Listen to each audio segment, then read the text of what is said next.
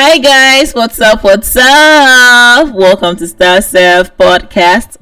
Again, as always, I'm Raya. I'm here with David as always. Dave, do you have anything to say?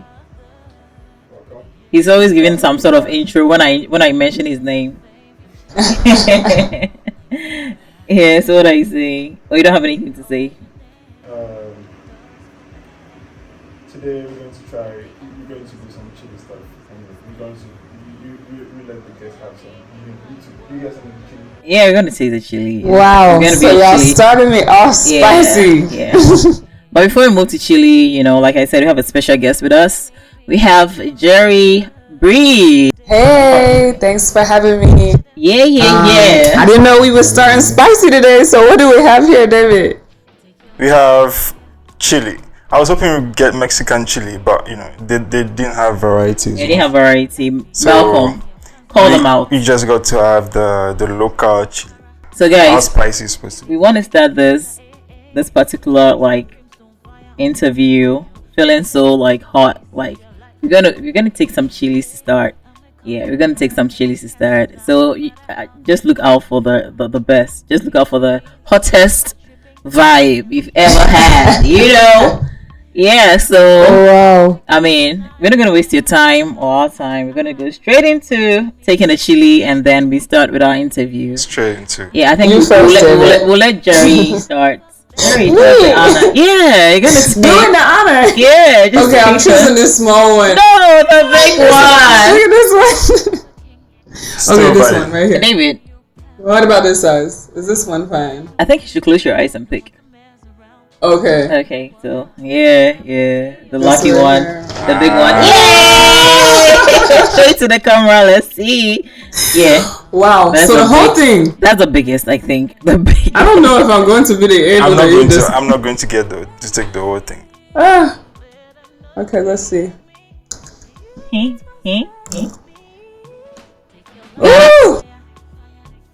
For the ambulance. I don't think the tip is bad. And I didn't get to the spicy yet. Are we waiting for the effect soon? No, you're gonna feel the effect later. Okay, David, you're next. Okay. Yeah, it's coming. It's coming. It's getting there. It's getting okay. There. It's setting in. Okay, you're supposed to close your eyes and pick it. Yeah. Let me hold it for you. Let me do it. I always help at the right time. Yo. No, that one is broken. Yo. It still counts. Okay. It's not too bad. Take. Is it very hot, Jerry? Mine wasn't that hot. But I also like spicy. Oh, you like spicy stuff? You should be laughing. You should be laughing. He brought the whole I think this one's chili it's more like a okay. It's setting in. Yeah. Water. He need more water. Can you see the tip was not right. Yeah, he's done. Yo, guys. David. Okay. I think it starts kicking in when you swallow it. The seed. Okay, so we are done. Please, you can have the plate. Wait. You have to have your turn too. Oh. That chili. Right, cherry picking. It wasn't ghost pepper hot. Sorry. I picked this. Oh yeah, this looks like I could use it for my ears, like a earring. That's not the point. And that's not the point. This an earring. 3, 2, 1.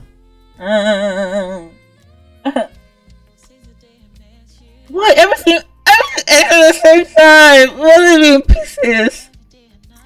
Oh my god, you guys! It's not as bad as I thought it was going to be. Because it's not the red one. It's not the Mexican one. Oh. It's kind of... My face still looking cool on camera. I'm trying hard. I'm feeling warm though. I am. In my core, all right here. Oh yeah. I'm like... We should get the special prime water in on this one. Maybe cool it down. I hardly take pepper. I especially cook without pepper. Really?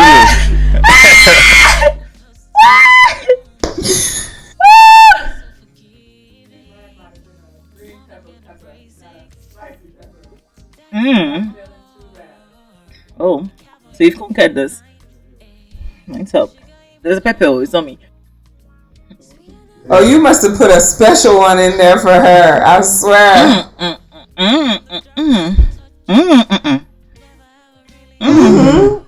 Yes, the chosen one. But yeah.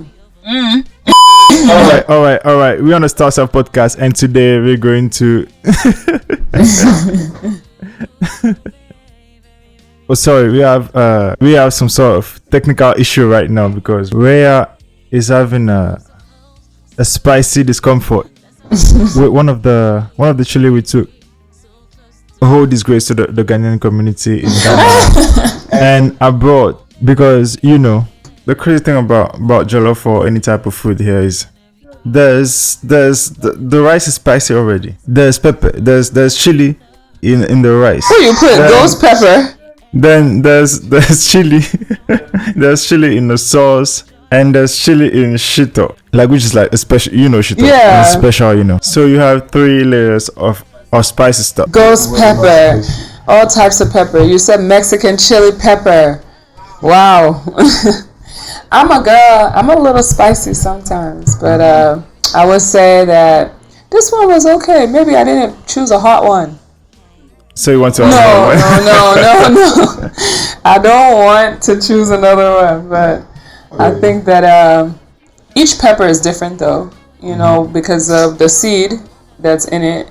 That's the part that makes it spicy. So if you get one that's full of the seeds, your mouth will be on fire.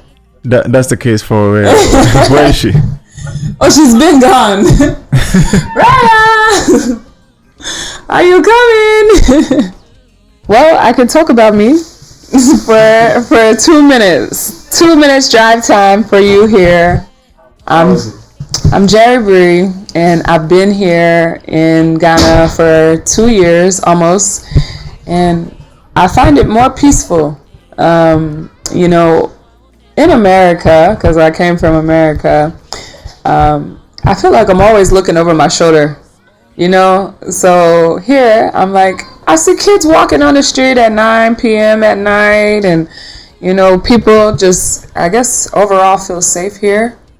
For the most part, but I would say that a lot of people are welcoming. I've noticed that Ghanaians are very peaceful, which is completely opposite from America. Yeah, you can't just be walking in anyone's neighborhood without having a gun or something that's going to keep you protected. So you have a gun?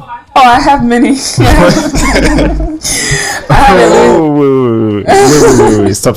What are the types? What are the cereal numbers and everything? I don't know the cereal numbers, but I will say that I have a brand that I like. It's called Ruger. Mm-hmm. So I have a Ruger long range rifle. Then I have a little 9, like a little one that you keep with a safety.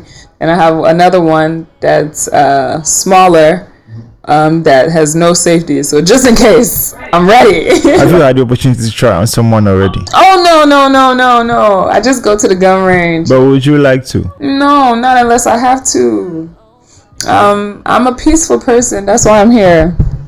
But I will say, there has been times I've had to pull the gun out though, to be let's just say I was working with one of my clients and. Someone, because I do administrative business consulting, so this was my first week working with this guy in Ghana or in the US. In the US, and there was a guy that was there. He had just finished shooting for a major artist, and in the morning he was supposed to be flying out to shoot for an NFL game. Well, I packed all his stuff right next to, his laptop, his jewelry, over $200,000 worth of jewelry, his hard drives, and I put it all in the same place. In the morning when he woke up, he's calling my name, Jerry, where is my laptop? And I'm like, I put it right there, right next to your jewelry and everything. And so he's like, oh my God, I can't believe it. And so they're searching this mansion, big mansion, and I'm like, I don't know why you're searching for it. It should be right there. So at this point, it's only 3 people in the house. Me, him, and another guy. I said, everybody empty your bags. Whoa. This is my first time meeting. So I'm like, I pulled out the gun. Everybody empty your bags. And So how did it end up? Who was the actual thief? the guy, he had it in his suitcase. Wow. Yeah, they were searching in the basement. They were searching in the cabinets. I said, no, I put it right here on the table. Everybody empty your bags right now, or I'm not taking anyone to the airport. And so then we all got in the car, and I looked at the guy like this, and then I looked at the other guy that took the laptop in the rearview mirror, and I was like, you should never work with him ever again. Like, and so that was the only time I had to pull the gun. But I didn't use it. That's some crazy Hollywood type story. Yeah, but why would you take a laptop and leave $200,000 worth of jewelry? Why? Oh, people, they use the content to sell to publicity, you know. Yes. Yeah, what did I miss? You missed the guns. We got the guns out. It was just. I mean, I could hear that though, but yeah, but that was wild. Oh, that's not the only wild time I've had in the entertainment industry. Yeah, people are. People, they will steal your hard drive, like to sell the media. Yo, that works. To publicity, like to Hollywood Unlock or the Shade Room. And he worked, I think the client worked with Kodak Black. So he just finished shooting a music video for Kodak Black. And so the guy was trying to take the content to probably use for himself. I don't know. This was my first day working with these people. So I was like, why you have this guy around and he's stealing from you and I don't know you or him. That's wild. Yeah. But you had to do. I mean, you had to do what you had to do. So. Yeah. Sun's out, guns out. Do you bring any guns? Can you check your bag? No. They wouldn't let me through customs. Yeah. I know, right? Yeah. But I did one time. I mistakenly brought the long-range rifle bullets to the airport. I was at the airport and I had just gotten back from South Carolina where you can shoot in like the woods and stuff. And I put the ammo in my suitcase and I dropped my car off and I hopped into the Uber. The Uber was waiting for me to take me to the airport. I got to the airport and I was like, oh. And they were like, ma'am, can you step over here? And I was like, oh, okay. They ended up counting each one out. They were like, if it was over 200, you would go to jail. So it was like 185, and I was like, there's no gun. There's no gun. Is there like a law that restricts you from having like a certain amount of ammo? You should not have any. Yeah. Like, But you had over 100. yeah, and he said if I'm sure I'm on high alert at that airport. If I would have had 200, I couldn't have caught that flight. They said we would have arrested you. I didn't even It's know. still not illegal possession though. He let me go. Maybe I looked innocent. So, You have the face, like very innocent. what But about hey, this? you know, don't take it for like an innocent face. Quiet people are the ones you need to watch out Your for. eyes out. Oh, actually. Yeah. All right. So, so JerriBre, your upcoming events. You Yeah. had something about you having a Guinness. Yeah. Listen, the girl's going to talk. Speech. Longest speech.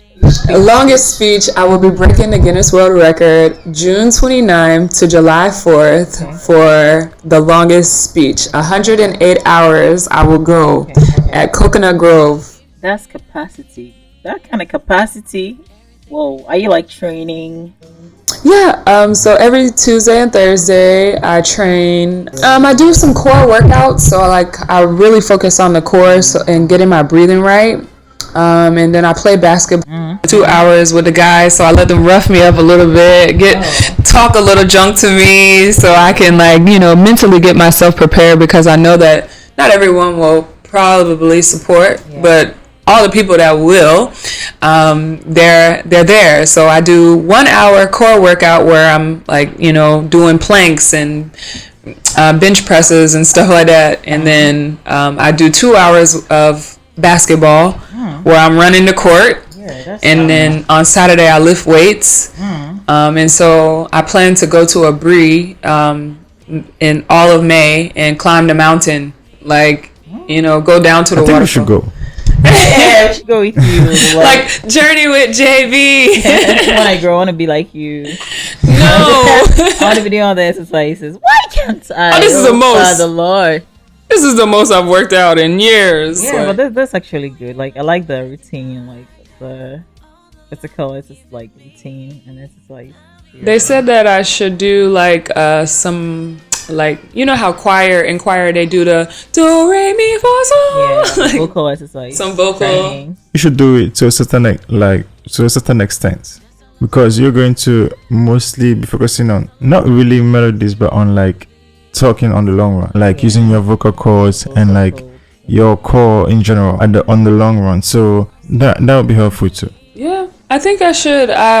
Should I try maybe trying to talk for the 4 days? Should I try? You think I should try it before I do it? I mean, like a test. Yeah, I've stayed up for almost 3 days without sleeping. Some sort of pre-test. Yeah, but add in talking for that same amount of time. Have you succeeded? I haven't done it yet. I just stayed up for 3 days, and I was like, okay, I can do 3 days without I was a little delirious at 3. I mean, you've succeeded in staying up for 3 days without sleeping. That's crazy. What are the effects though? The side effects? You get really loopy. By day 3, you're maybe at the 48-hour mark, I was a little bit irritable. Everything was bothering me. And then by day 3, I was happy, sleepy, everything's okay. And so then I was I crashed hard. So I think that's going to be a challenge. So I said I would start the challenge at 3 a.m., my sleepiest hour, because if you can fight that from 3 a.m. to 6 a.m., you can get through the day. And do you consider the breaks? For every hour I talk, you'll get 5 minutes. So I plan on coursing it out. Yeah. Well, I'm gonna accumulate so I'm gonna talk from maybe 3 a.m. to noon, right? Mm-hmm. And then so I'll have an hour break. Yeah. And then I'm going to sleep. I'm gonna sleep till the 55th minute, and then I'm gonna eat for 5 minutes. So you're gonna put in all the work and have a longer break. Yeah. So that you can have a long rest. Yeah. That's gonna be a lot. That's gonna be that's gonna be the challenge. Yeah, that's wild. You get, as long as you don't stop talking for longer than 30 seconds. Yeah. You're still qualified. So that's the biggest thing, is remembering I'm doing a contest to talk. Yeah. Don't stop talking. So I have a care team that will be in support, and I would love for you guys to come and film. Guys, watch out. We're gonna support JerriBre on this particular project, 100%. And we're happy for her as well. Yeah, and I will talk about y'all brand and everything. Hey. There will be some brands that will vend, but mostly the reason why I'm doing it is in honor of global health and mental health awareness. So I was actually telling this story earlier today, and it had me crying, and I was like, oh my god. Okay. We never heard of the story though. What was it about? What inspired it? What was behind that? Yeah. So almost 3 years ago, my brother came and visited me, and I didn't know that he was hard on drugs, and he had been depressed. So he would come to my house. Well, he came and lived for 3 months, but he would come and he would be every day he would say, I'm gonna drink and smoke till I die. And he would just say, I'm gonna drink and smoke till I die. That's and I'd be stop saying that. So then I got him a job the first day he got there, but he died in my house 30 days before my 30th birthday. And Oh, so that's Condolences. so yeah, sad. Our so condolence. I said that if I could talk and, get on a global platform where I can speak about global health, mental health, and all the things that are going on, maybe I could save someone's life. And so it's an honor of him because Yeah. it would be my 33rd birthday when I'm Okay. doing it. And I just wanted to make an impact. And So the you're doing it for him. It's yeah, and for everyone, like Yeah. even the lady I was meeting with today, when I started telling her the story, like you could just feel her energy shift, Yeah. and it was like she had a story to tell herself, and so I just instantly started crying. I was like, oh my god, like I didn't know that my impact was going to impact you. I thought I was just meeting with you to tell you, like, and so it like really opened the door for her to say yes. But at the same time, like I know if she has a story, there's millions of other people that are gonna have a story that they want to be, have someone that they can identify with. And even though I wasn't able to change the situation with my brother, I hope that maybe someone that's on the verge of committing suicide will wake up. Like this can wake somebody up. So guys, I think we've heard, like, I don't know what else you want to hear from her. I think it's inspiring enough for it to be there. I think we should come in our numbers to support JerriBre. Even with that story, like one day my brother, he asked me for a hug, but I was so upset with him because he was bringing people to my house, and I didn't know that was going to be the last time I was going to get a chance to hug him. So you showing up for that guy, you never know. He could have really, if you didn't come, he could have really just, And also, what do you think is the issue with people just not being able to communicate? At a point, they just can't do it. Like just not being able to communicate on this type of issue. They're going through a lot, but they just don't know how to share it with people. You want to know, I took up a little bit of psychology in my master's program, and I just found that like a lot of people, they're really afraid to be judged. Like if you go out to the bar, right, everyone's sitting, everyone's afraid to be judged for dancing because of who might be in the room that might say something. And so imagine someone needing someone to say, hey, like I'm going through some stuff and I just need someone to listen. And you're telling them like, well, I just popped 10 pills, or because I want to commit suicide, but They look too good to even like Yeah. believe you're thinking. you think they're joking. Like a lot of people think that what's going on? people are joking when they say it, but it comes in the cues. Like like when my brother would say that, I would tell it, like he would say, I'm gonna drink and smoke till I die. And I would be like, stop saying that. You're inviting that into your life. But that was him saying he was depressed. So I would give him the story. I said, why are you looking with your head down when you are probably well off than most people in the world? You have somewhere to stay, you have a job, your kids are well, and like you should be looking up at the sky thanking God that you've survived a lot of your days already, and this may be your break. So a lot of people, they're afraid to say, hey, like I'm going through something, because most people, they judge. And in society, if you're not to the nines, like if you're not rocking a Gucci bag, or if you're not, people get made fun of for just anything, like the shoes they wear, the clothes, or something like that. So why would I say, hey, like I'm going through something right now, like, and people didn't even know I was going through anything. Not that I was suicidal, but like just a fluctuation of depression from like, my brother dying. And then I just was like, That was a lot. I can change my environment and be fine. Yeah. And so I did. That's why I came to Ghana. Wow. That's a story. Yeah, it's different. But I would say that, like, people, they're so quick to judge, and that's why a lot of people, they're not, all the stories that are coming out about the Nickelodeon kids and stuff like that.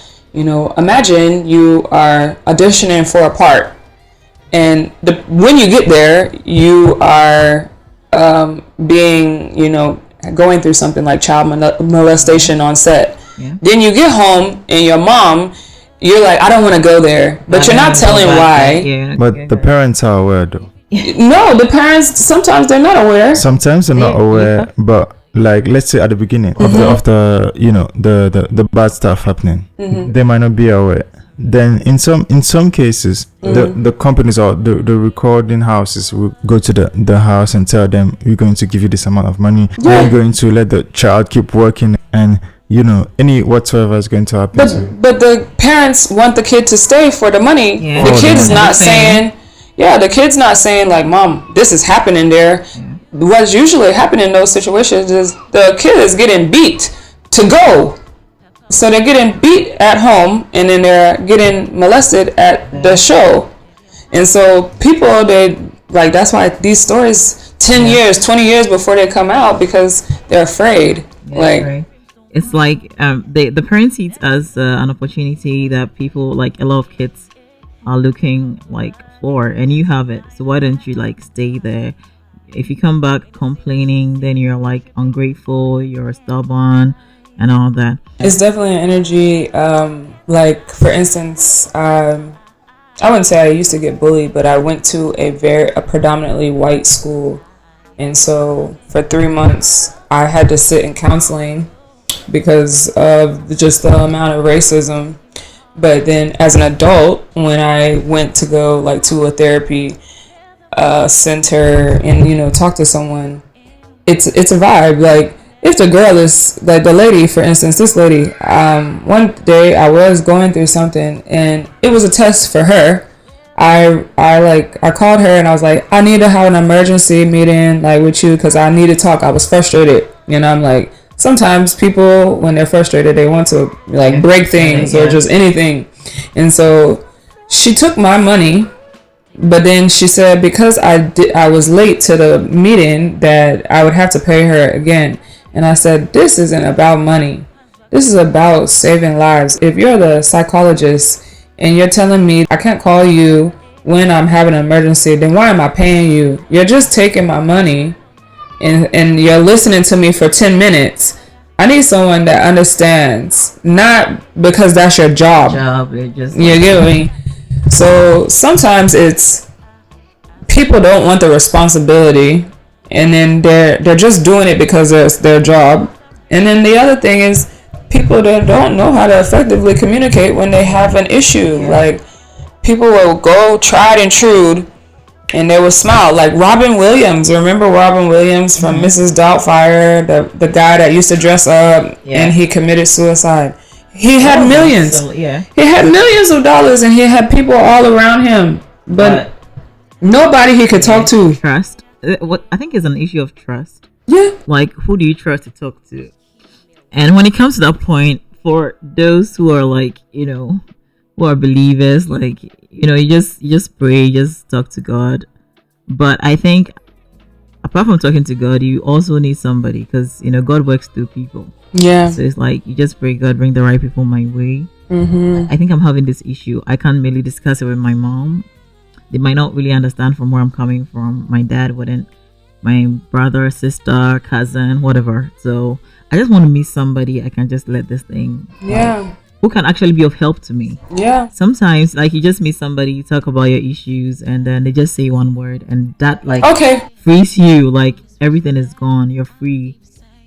So I don't know how much I can say this, but I've met situations and I know what it means to be at that place where like somebody needs somebody to talk to.